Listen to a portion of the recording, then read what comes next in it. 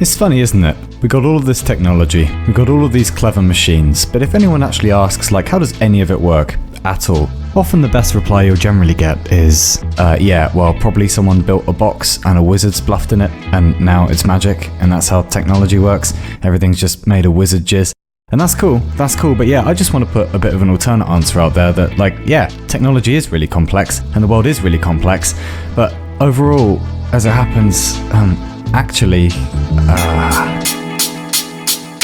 the world isn't wizard jizz, technology is not magic, it's just scientists on acid or applied mathematics. And every piece of technology, from satellites to shoes, started in someone's fucking head.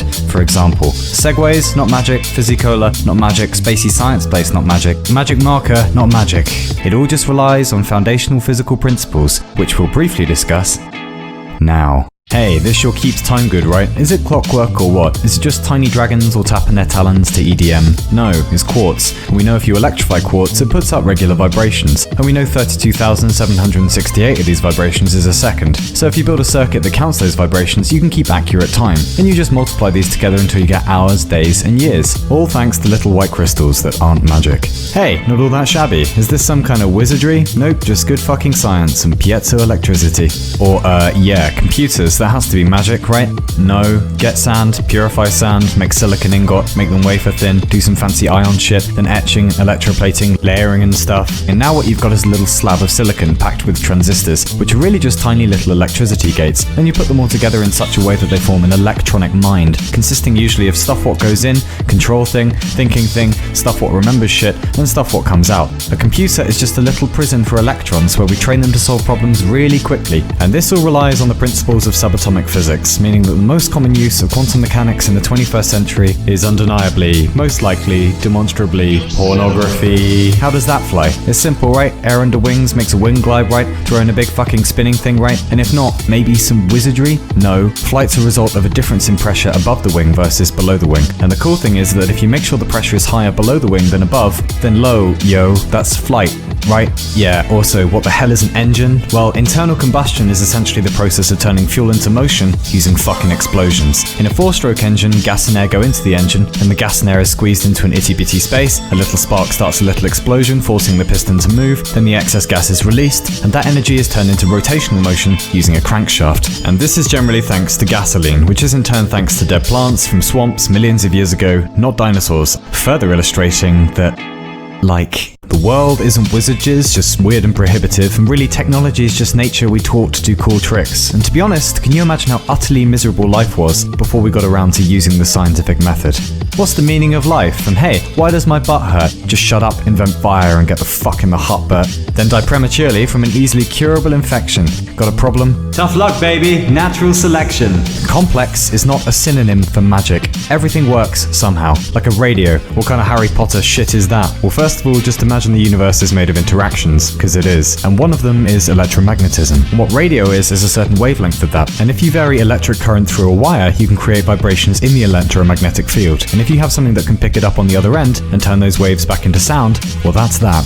And those are just physical technologies. What about language? Well, currently there's about 7,000 spoken languages in the world. Some of them use grammatical gender, some don't, some are alphabetic, some are pictographic. But the one thing they all have in common is that if you learn one, you can read people's fucking minds. And this technology took thousands of years to build, and is basically the reason we have modern civilization. And it's not magic. Most language processing takes place in the cerebral cortex, we think. Adult native speakers usually know about 20,000 to 35,000 words, but there's plenty of people who speak multiple languages, so closer to 60,000 words or more. And did we find language at the top of a mountain, or in a drawer, or some shit? Oh no, clever dead people gave it to us. And talking of dead people, the difference between our ancestors and us, or mainly reason and rationality.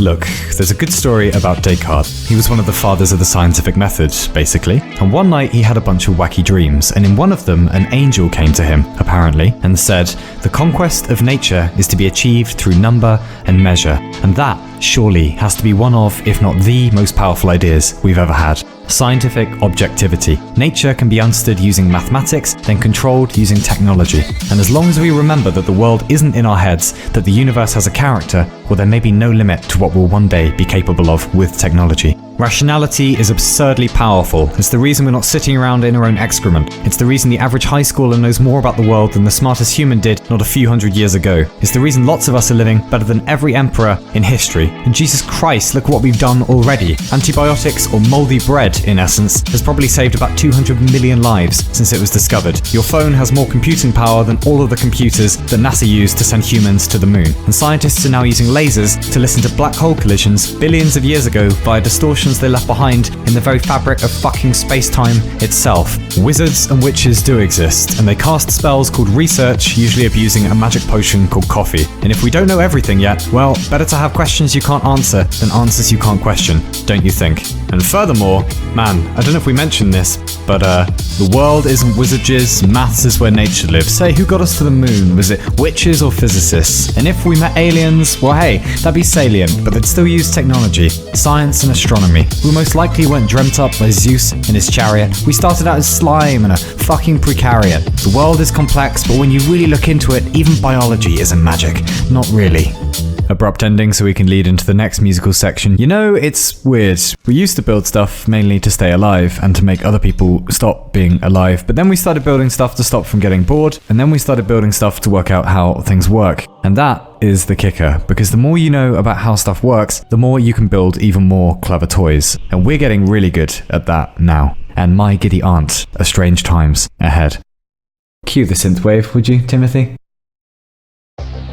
I don't know if you were taking notes last century, but we started it not knowing how to fly, and we ended it with moon landings and nukes and the net. Can you imagine if this century is anywhere near as insane? Can you imagine the godlike technologies we'll soon be wielding, good and bad? How about affordable rocket trips, or getting everyone in the world online, or a neuroscientific explanation of consciousness, or halfway successful nuclear fusion, or fully, truly immersive VR, or the birth of an actual science to combat aging, or the death of disease, or convincing AI companions, or mass-scale automation of labor and administration, or proper spaceships that ride light? The universe is a chessboard. Technology works because we've started learning what the moves are that we can make on the board, and we're getting better and better at that game all the time, and there's no sign of it slowing down. And I mean, can you imagine? Give us another 100 years of scientific research and see where we are. Give us another 1,000. Nate, give us 10,000. Give us 10,000 more good years of the scientific method, of careful research and clever application and intelligence. And mate, we're going to be gods. We're going to clothe ourselves in immense power. We're going to kick cancer and Alzheimer's and MS right in the dick. We're going to invent new diseases just to cure them for fun. We're going to build gargantuan starships. We're going to occupy entire galaxies. We're going to step outside of history. We're going to pilot destiny. We're going to burp plasma. We're going to eat lightning. We're going to shit algebra. We're going to build Dyson spheres on our lunch breaks. We're going to fold space and tame chaos. We're going to reverse entropy. We're going to travel through time. We're going to cultivate perfect wisdom. We're going to solve the riddle of being. We're going to have entire weeks when no one's unhappy. Anywhere. We're going to befriend the fourth dimension. It is going to be Brock Lesnar shit. It's going to be the Rubicon all over again. It is going to be fucking biblical. But even then, it still won't be magic or witchcraft, just really, really advanced manipulation of the fundamental physical laws of nature, made possible by the scientific method, by the acknowledgement that nature is bigger than us and that hers is the only game in town. The scientific method might not be much good for telling us who to marry or how to live a good life, but goddamn, it's pretty much got everything else on its to-do list. I mean, how else to put this? Like, if two people were trying to build a rocket, and one guy tried to run his on liquid oxygen and the laws of motion, and the other filled his with dragon piss and good intentions, who do you think could be sipping a cold one on the moon about 3 days from now?